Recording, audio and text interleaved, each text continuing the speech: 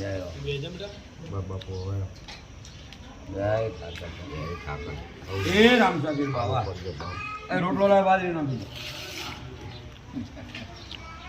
એક એક બાપુ એક એક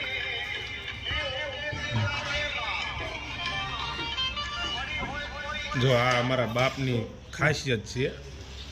કે આ આવેલો કોઈ પણ છે ને એમનામ ન જવો જોઈએ એ હાટું આશ્રમનું નામ જ રામ રોટી રાખ્યું છે એ કોઈને ખવરાવીને ખા એ મારા રામે આપ્યો ચરૂડો રોટલો વાહ બાપુ વાહ વે વાહ જય હો જય હો જો આ ભાવ છે બાપુનો અને આ ભાવ જ આ દોડાવીને લઈને આવે છે એ